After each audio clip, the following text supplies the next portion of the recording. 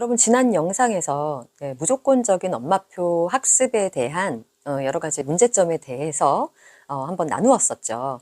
그랬더니 그 영상 댓글에다가 어떤 분께서 이미 아이들이 이제 스마트폰으로 굉장히 이제 학습에 대한 정서가 망가져 있고, 그리고 조절 능력을 이미 상실한 아이들이 대다수인 상황에서 이런 이야기들이 조금 말장난처럼 여겨지기도 한다라고 누가 댓글을 다셨었어요. 근데 저는 그 댓글을 보고 기분이 나쁜 게 아니라 이렇게 생각하시는 분들이 많을 수밖에 없다라고 이해를 했습니다. 왜냐하면 실제로 아무리 우리가 그 아이들에게 이제 미디어 조절 능력에 대해서 이야기를 하더라도 이미 어른들이 처음부터 이것을 잘 통제하지 못했기 때문에 아이들에게는 이미 퍼져 있고, 아이들도 하나의 사회를 이루고 있잖아요. 아이들이 사실은 이 미디어를 빼놓고는 이미 사회적으로 교류하기가 굉장히 힘든 상황에 이르는 것도 사실입니다.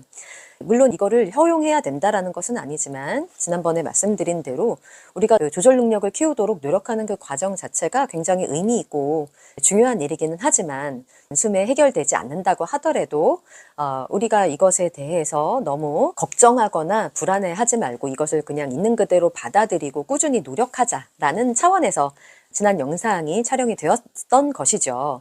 근데 오늘은요, 제가 그런 생각들을 갖고 계시는 분들에게 하나의 대안 같은 것을 한번 말씀을 좀 드려보려고 이제 카메라를 켰습니다. 여러분들이 이제 소크라테스라는 철학자를 다 아실 거예요. 소크라테스 하면 아마도 대화법이 떠오르시는 분들이 많으실 것 같습니다. 소크라테스는 광장에 사람들이 모여서 진리를 스스로 깨달을 수 있도록 서로 대화를 나누면서 서로 의견을 교류하면서 지혜가 이제 성장하는 그런 방법을 굉장히 선호했던 사람이죠. 그래서 그 소크라테스는 대화에 대해서 굉장히 중요하게 생각했어요. 저도 여러분께 이제 여러 책을 쓰면서도 그랬지만 영상에서도 자주 말씀드리는 게 이제 대화의 중요성인데요. 어떻게 보면 이 소크라테스가 가장 그 원조라고 할 수 있지 않을까라는 생각을 하기도 합니다. 고전으로도 나와 있으니까요.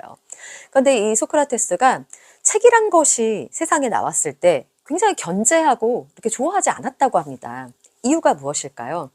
여러분들은 이 미디어를 그만하고 책을 좀 읽었으면 좋겠다라는 생각에 대안으로서 생각하는 것이 독서이기 때문에 얘들아 이제 그만하고 책 좀 읽어 이렇게 생각을 쉽게 하시기 마련이겠지만, 이제 소크라테스는 그런 독서하는 것에 대해서 그렇게 탐탁치 않게 여겼다고 해요.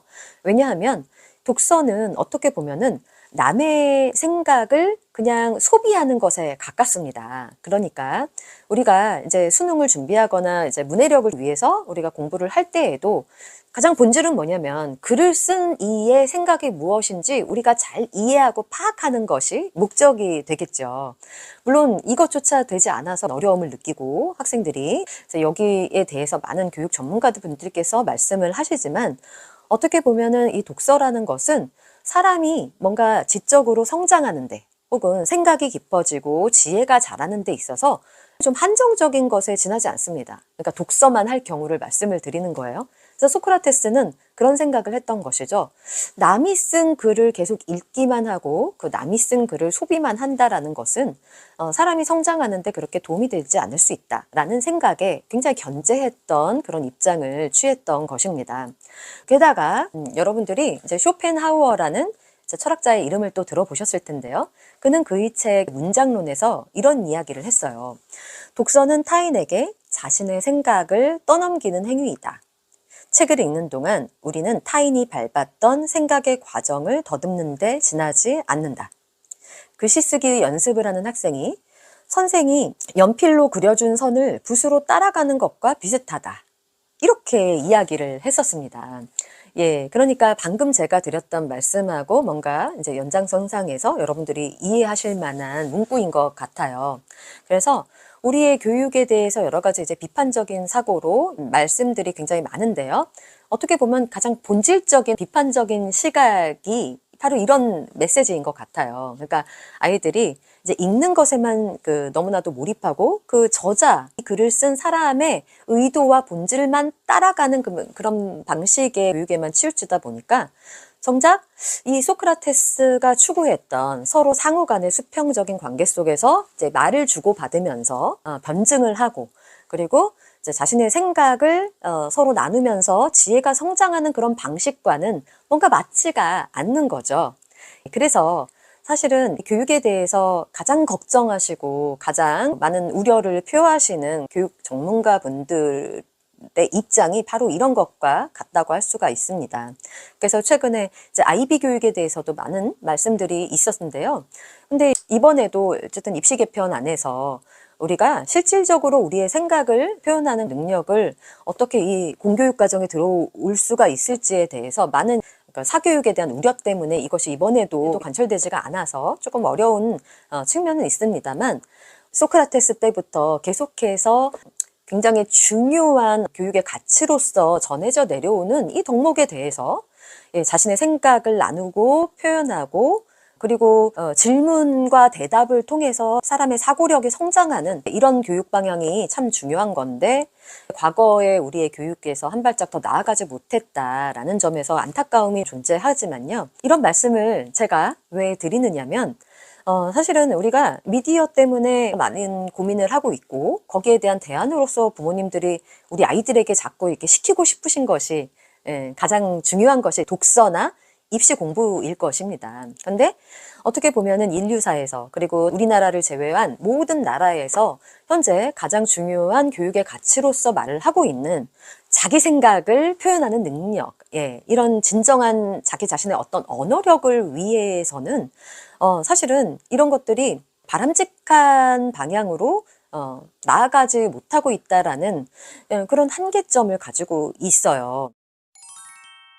그래서 이런 측면에서 제가 여러분들께 드릴 수 있는 어떤 대안이 있다면, 소크라테스의 시대처럼 아이들에게 바로 독서를 강요하는 것보다는 이제 연결다리를 놓아주는 것이 실제로 우리가 가정에서 할 수 있는 진정한 지식과 지혜를 쌓아줄 수 있는 길이라고 생각을 합니다. 그런 방법으로서 가장 기본적인 다리는 무엇이 되어야 하냐면, 이런 소크라테스식 대화법과 비슷한 가족 문화를 만들어야 된다라는 것이라고 저는 생각을 합니다. 그래서 요즘에 하브르타 교육법이라고 해서도 유대인의 교육법으로서 많이들 이제 강조가 되어지고 책으로도 많이 나오고 있는데요.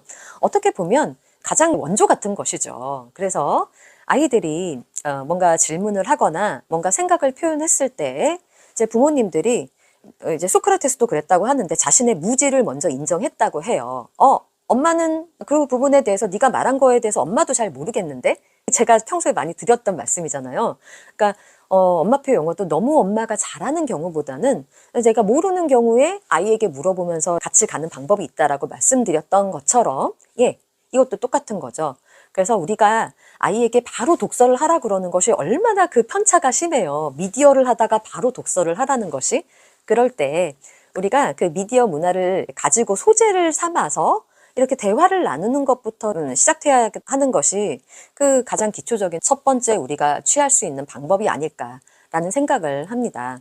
그래서 아이들에게 그냥 미디어를 통해서 이제 뭐 무엇을 봤는지, 혹은 이 미디어에 대해서 여러분들이 좀 질문을 하시면서 아이의 생각을 이끌어낼 수 있는 그런 내용들을 잘 한번 찾아보시는 것이 가장 첫 번째 우리의 대처법이 아닐까라는 생각을 해요. 그래서 아이들이 요즘에 뭐 가수에게 많이 빠져 있다고 하면 어떤 한류라는 것을 뭐 시작으로 해서 아이들에게 질문을 해볼 수도 있겠죠. 우리나라의 국위선양을 할 수 있는 그런 것들이 굉장히 많은데, 뭐 스포츠도 있고, 우리나라가 예전에 그 급진적인 경제 성장을 이룬 나라로서도 국위선양을 했었지만, 최근에는 예체능 분야에서 많은 이제 사람들에게 귀감이 되고 있는데, 어떻게 보면 이 예능적인 측면에서 우리나라가 앞서간다라는 것에 대해서 예전 같은 경우는 약간 좀 외설적으로 보거나, 실제로 이제 외설적인 가사들도 많이 있잖아요. 여기에 대해서 무조건적으로 찬사를 보내는 것이 과연 맞는 것일까? 뭐 이런 것들에 대해서 여러분들이 먼저 한번 생각을 해보시면서 아이에게 질문을 한번 던져보시는 거죠. 그래서 서로 간에 대화를 이렇게 나눠보는 그런 문화가 생길 수만 있다면, 우리가 우리의 의견이 꼭 진리다라고 아이들에게 너무 강요를 하는 것보다는, 엄마의 의견은 이런데 너의 의견은 어떠니? 이런 식으로 접근을 하시거나, 엄마도 잘 몰라서 그러는데 이런 문화가 있는 게 사실이야? 하고 물어보셔서 전 대화를 좀 이끌어 보시면서 이제 미디어로 인해서 멀어졌던 부모 자녀 관계를 조금이나마 가깝게 할 수 있는 장치를 한번 우리가 만들어 보는 것이 가장 급선무가 아닐까라는 생각을 해요. 조금 큰 아이들에게 이런 이야기가 적용된다고 하면 조금 어린아이에게는 어린아이들의 사회에서 일어날 수 있을 법한 그런 이슈를 여러분들이 함께 읽고 싶은 그 책에서 같이 읽으시면서 한번 힌트를 얻으시는 것도 좋고요. 예를 들면은 남의 눈치를 보는 문화라든지 아이가 조금 용기 있게 자신의 의견을 얘기하지 못하고 친구들의 눈치를 보게 되는 뭐 그런 어떤 관련된 동화도 되게 많잖아요. 뭐 그런 것에 대해서 부모님도 자신의 어린 시절을 얘기한다든지 하면서 요즘에는 너희 학교에서는 이런 문화 없어? 뭐 이렇게 물어보기도 하고 그래서 부모님들이 아이에게 자연스럽게 질문을 해서 아이들과 대화를 나누는 그런 문화가 좀 이루어질 수가 있다면 그러면서 더 좋은 어떤 대안이라든지 그리고 현상에 대해서 그냥 의견을 나누는 것만으로 아이들의 뇌에 굉장히 큰 자극이 될 수가 있기 때문에 가족의 일상에서 늘 뭔가를 해라 하는 그런 그 일상만 주로 이어지면서 아이와 어떤 심리적인 거리감이 느껴지는 그런 가정이라면 네, 이런 방법 한번 추천드려보고 싶습니다. 물론 이제 잘하고 계시는 분들도 많으시겠지만 중간중간 또 한번 우리 자신을 좀 돌아보면서 우리가 이제 엄마표를 진행을 하시건 아니면 학원을 보내신다고 하더라도 부모 자녀 사이에 이제 대화가 없다면 어떻게 보면은 비슷한 것 같아요. 그래서 이런 교육 문화를 한번 가정에서의 교육 문화를 한번 만들어 보는 것은 어떠신지 해서 말씀을 오늘 좀 드려봤습니다. 이것이 좀 기반이 되어서 아이와 뭔가 감정의 연결고리가 생긴다면 그러면 조금 더 우리가 아이들에게 전하고 싶은 좋은 가치를 전할 수 있는 그런 길이 열리지 않을까라는 생각을 합니다. 그럼 오늘 영상은 이것으로 마치고 저는 또 다음 시간에 돌아올게요. 오늘도 경청해 주신 여러분 감사합니다.